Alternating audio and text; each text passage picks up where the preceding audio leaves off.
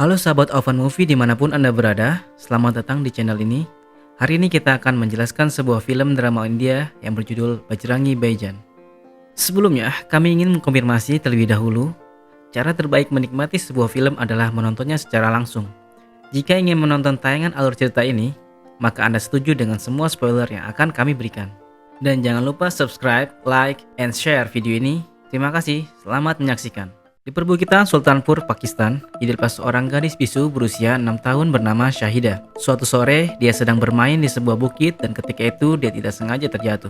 Pada saat dia tidak kembali ke rumah di penghujung hari, penduduk desa mengadakan pencarian bersama. Setelah berjam-jam mencari, mereka menemukan gadis kecil di dahan yang menonjol dari bukit. Dia telah terjebak di sana sepanjang hari, tetapi tidak dapat meminta bantuan karena kebisuannya. Keesokan paginya, orang tua dan tetangganya membahas apa yang harus dilakukan untuk membantunya. Seorang pria yang lebih tua menyarankan agar mereka membawanya ke kuil suci Sufi Nizamuddin Aulia di Delhi, India. Keluarga religius ini percaya bahwa kunjungan ke tempat suci akan membawa kedamaian dan kebahagiaan, serta yang paling penting membuat Shahida bisa berbicara. Ayah Shahida dulunya adalah anggota militer dan pernah berperang melawan tentara India.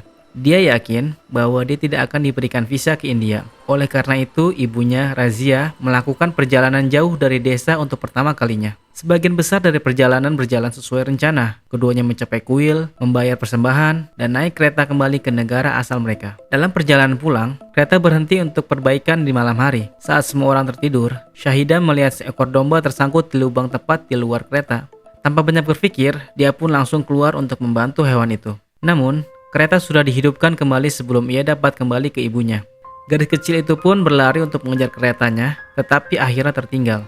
Dalam upaya putus asa untuk menempuh jalan yang sama seperti yang dilakukan ibunya, dia akhirnya naik kereta barang. Namun yang membuatnya kecewa, jalurnya terbalik dan berhenti di Kurukshetra, India. Razia menyadari putnya hilang, lalu memberhentikan kereta. Polisi ditunjuk untuk mencari gadis itu di sekitaran lintasan di mana ia hilang. Namun, mereka tidak dapat menemukannya karena Shahida telah mencapai tempat yang berbeda. Raiza bertemu suaminya yang khawatir akan kematian putrinya. Mereka tidak dapat segera mendapatkan visa kembali ke India yang membuat mereka sangat kecewa. Sementara itu, Shahida kini tersesat di negara lain tanpa ada cara berkomunikasi. Dalam perayaan keagamaan, dia melihat seorang asing makan di restoran pinggir jalan.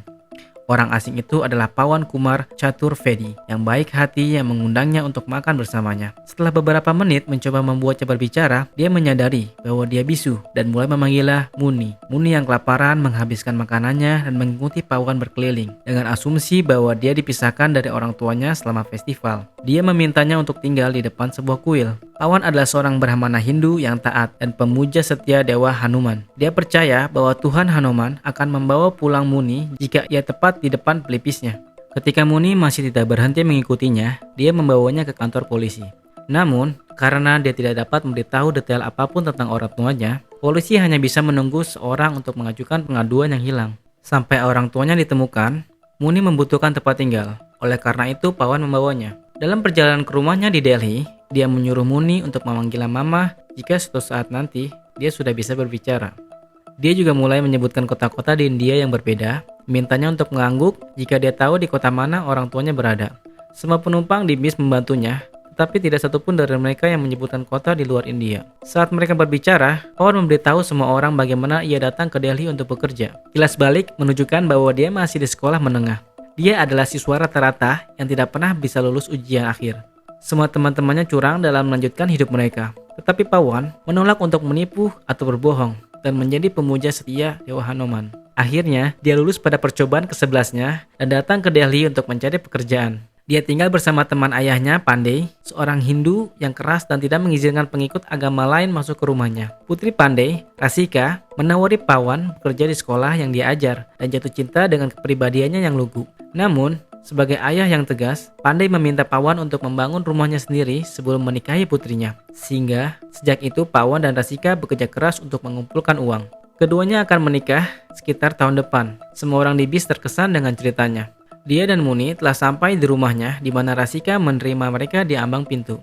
Dia senang karena Pawan membantu seorang gadis kecil yang membutuhkan. Tetapi, Pandey tidak merasakan hal yang sama. Ia khawatir dengan kemungkinan Muni adalah penganut agama lain. Pawan merasionalisasi bahwa dia beragama Hindu karena warna kulitnya yang putih dan memujuk Pandey untuk mengizinkannya tinggal selama sebulan. Muni menangis setiap hari mengenang orang tuanya meskipun Pawan dan Rasika memperlakukannya seperti anak sendiri. Karena seluruh keluarganya adalah vegetarian dan Muni terbiasa makan daging setiap kali makan, dia hampir tidak pernah menghabiskan makanannya. Suatu hari, Pawan dan Rasika menemukannya di rumah tetangga Muslim yang sedang melahap ayam ruhan. Pawan membawanya ke restoran malam itu dan membiarkannya makan apapun yang dia sukai, meskipun makan daging bertentangan dengan agamanya. Muni sangat menyukai gelang berkilauan yang dijual di pinggir jalan. Suatu hari, saat berjalan di pasar, dia dengan polosnya mengambil sebungkus gelang sebelum dihentikan oleh penjualnya. Pawan membuat dia mengembalikannya dan membawanya ke kuil untuk meminta maaf kepada Tuhan karena telah mencuri. Saat dia mengajarinya untuk bergandengan tangan, Muni menyelinap ke masjid yang ada di dekatnya. Pawan ragu-ragu untuk mengikutinya ke dalam, tetapi dia tetap melakukannya. Yang sangat mengejutkan, dia melihat bahwa Muni sedang membaca Al-Quran di depan sebuah kuil. Selama beberapa menit, dia merasa seperti dia mengkhianatinya karena dia tidak akan pernah berteman dengan seorang Muslim. Tapi Rasika membuatnya sadar bahwa dia adalah manusia sebelum menjadi Muslim. Rasika benci ayahnya yang sering mendiskriminasi orang karena faktor agama dan ingin Pawan berbeda dari ayahnya. Pawan mengerti dan berlari ke masjid untuk mendapatkan Muni, tetapi sekarang dia sudah pergi. Saat dia dengan gugup mencarinya, dia berlari ke arahnya dan memeluknya erat-erat. Pada saat itu, dia menerimanya sepenuhnya, mengatasi ketakutan irasionalnya dan menentang agamanya. Malam itu adalah pertandingan kriket melawan Pakistan dan India. Seluruh keluarga menontonnya di TV, bersorak untuk India, kecuali Muni yang bersorak untuk Pakistan yang telah mencetak gol. Saat tim Pakistan memenangkan pertandingan, dia menari-nari dan mencium bendera Pakistan yang ada di TV. Pawan mendekatinya dan bertanya apakah dia berasal dari Pakistan. Setelah berminggu-minggu menggelengkan kepalanya ke setiap kota di India, Muni akhirnya mengangguk ya.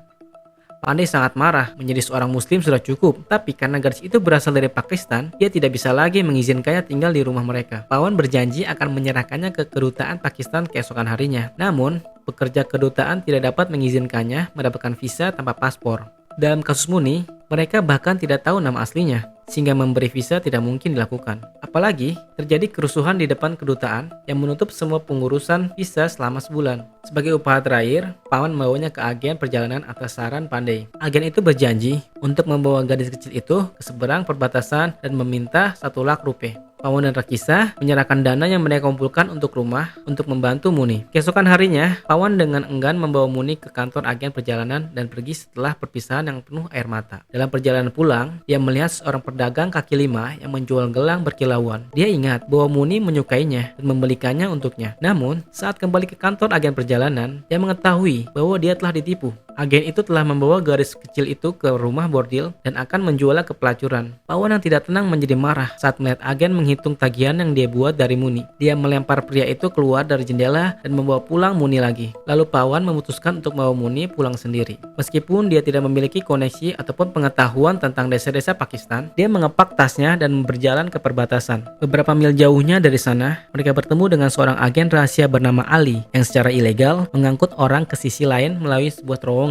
Setelah mendengarkan cerita Muni, dia setuju untuk mengantarnya secara gratis. Ketika mereka mencapai sisi perbatasan Pakistan, Ali melarikan diri, tapi sebagai pemuda Tuan Hanuman, Pawan menolak untuk pergi tanpa meminta izin kepada penjaga. Ketika petugas menemukan Pawan, mereka memukulinya. Saat itu pula, Muni melihatnya dan menangis. Pawan berpura-pura tertawa agar gadis tidak takutan. Setelah mengetahui alasan perjalanannya, kepala prajurit memintanya untuk melakukan apapun yang dia inginkan selama 10 menit sebelum mereka kembali untuk giliran jaga berikutnya. Pawan memutuskan untuk menunggu mereka karena mereka masih belum mengizinkannya. Meskipun idenya konyol dan dia dipukuli lagi, dia akhirnya diizinkan pergi dengan izin dari para prajurit. Dalam adegan berikutnya, dia dan Muni berada di sebuah restoran. Muni melihat borgol polisi dan mencurinya, mengira kalau itu adalah gelang. Polisi mengetahuinya dan menjebloskan Pawan ke penjara, melabelinya sebagai mata-mata India karena tidak memiliki paspor. Kemudian, dia diperkenalkan dengan jurnalis yang sedang berjuang, yaitu Chad Nawad. Dia mengetahui tentang dugaan mata-mata dan berlari ke kantor polisi untuk mewawancarainya. Dia mendapat beberapa jawaban samar dari Pawan dan memberitahu perusahaan media yang mana tidak menganggapnya dengan serius. Di dalam kantor polisi, seorang polisi menginterogasi Pawan, tetapi menolak untuk mempercayai apapun apapun yang dia katakan. Tiba-tiba, Muni melihat sebuah gambar di kalender meja dan mengenalinya sebagai desanya. Pawan sangat gembira sampai polisi memaksa Muni membuka mulutnya. Pawan kehilangan kesabaran dan menyerang pria itu, mengundang lebih banyak masalah untuk dirinya sendiri. Dia berhasil mengalahkan petugas dan kabur dari polisi. Nawab melihat dia melarikan diri dan mengikutinya dari belakang. Lalu mereka menaiki bis. Pawan menunjukkan tujuan mereka kepada kondektur dan juga menceritakan kisah Muni. Setelah mengetahui bahwa dia sebenarnya orang baik, Nawab dan para musafir lainnya memutuskan untuk membantunya. Mereka menyembunyikan dia dan Muni di atas sebuah bus saat polisi datang mencari mereka. Pada malam hari, Nawab, Pawan, dan Muni menginap di sebuah masjid. Seorang cendekiawan agama bernama Azab juga membantu mereka dan menyembunyikan mereka dari polisi yang menggeledah seluruh kota untuk mencari dugaan mata-mata itu. Salah satu siswa Azad melihat tulisan Swiss pada gambar yang menurut Muni adalah desanya. Akhirnya mereka pun kembali ke titik awal. Setelah itu, Azad mendanangi Pawan dan Nawab dengan burko. Dia berhasil mengirim mereka keluar kota tanpa sepengetahuan polisi. Pawan yang beberapa minggu lalu tidak menyadari kehadiran Isam merasa aneh dengan pakaian adatnya. Dia meminta maaf pada Tuhannya, tetapi siap melakukan apa saja untuk Muni. Selama beberapa hari berikutnya, Pawan dan Nawab membawa Muni ke beberapa tempat berbeda, menanyakan apakah mereka mengenalnya. Nawab mendokumentasikan perjalanan mereka dan segala hal tentang hubungan Muni dan Pawan. Dia mencoba menjual dokumenter tersebut ke saluran berita, tetapi mereka menolak untuk menayangkannya dengan alasan bahwa itu membosankan. Mereka harus mencari cara lain untuk menyebarkan berita agar orang-orang di internet dapat membantu. Suatu hari, mereka pergi ke masjid terkenal di mana mereka menemukan polisi yang sedang mencari mereka. Nawab menyadari bahwa teman juru kameranya digunakan oleh polisi untuk mengumpulkan informasi tentang keberadaan mereka. Ketiganya segera melarikan diri dari tempat suci dan memberikan informasi palsu kepada juru kamera untuk mengalihkan perhatian polisi. Setelah itu, mereka mengecek kembali rekaman saat mereka berada di masjid dan saat itu pula Muni mengenali ibunya di salah satu klip. Mereka melihatnya naik bis dan mencoba untuk menemui bis keesokan harinya. Saat bertanya, dia menyebutkan semua desa yang datang ke rute hariannya. Salah satunya adalah Sultanpur, yang ditegaskan Muni adalah rumahnya. Sontak, Nawab dan Pawan pun berpelukan. Setelah akhirnya menemukan tujuan mereka, Nawab juga mengupload video dokumenter di YouTube dan polisi mendapatkan petunjuk lokasi mereka melalui video tersebut. Dalam perjalanan ke Sultanpur, bis dihentikan untuk diperiksa oleh polisi. Tanpa pikir panjang, Pawan pun melompat keluar bis untuk berpura-pura kabur. Pada saat para polisi sibuk berusaha menangkapnya, Pawan membawa Muni dan membawanya kembali ke desanya. Dalam adegan berikut, dia melihat Muni berlari ke ibunya yang sangat senang melihatnya. Saat dia berkumpul kembali dengan keluarganya dan yang lain, Pawan dipukuli oleh polisi. Dokumenter yang diupload di YouTube menjadi viral, dan media berita yang lebih besar mulai meliput ceritanya. Akhirnya, orang-orang mengetahui bahwa Pawan bukanlah mata-mata dan ditahan di penjara karena membantu seorang gadis kecil. Baik orang India maupun Pakistan memberikannya sebuah dukungan. Namun, para penjabat Pakistan menolak untuk membiarkannya pergi. Mereka menyiksanya di penjara, memukulinya selama berjam-jam, menenggelamkannya sampai napas terakhirnya, dan membuatnya kelaparan. Nawab kemudian membuat sebuah video lain, dan kali ini di platform yang lebih besar, meminta orang untuk berkumpul di perbatasan dan memastikan bahwa Pawan sampai di rumah dengan selamat. Rencananya berhasil, dan beberapa orang dari kedua belah pihak datang ke perbatasan dalam kerumunan. Rasika dan keluarganya juga berada di antara kerumunan, menunggu dia pulang. Akhirnya, para polisi harus mundur. Kerumunan pun meletus dan teriakan nama Pawan pun melintas di perbatasan. Kemudian kami melihat Muni di antara kerumunan melambai-lambaikan tangan tapi tidak bisa memanggilnya. Dan tiba-tiba dia berteriak, "Mama!" Nama yang diinginkan Pawan untuk dia panggil saat mereka pertama kali bertemu. Kerumunan pun terdiam saat dia berteriak selamat tinggal. Pawan berbalik kaget dan film pun berakhir saat mereka saling berlari dan berpelukan. Terima kasih telah menonton, sampai jumpa di video selanjutnya.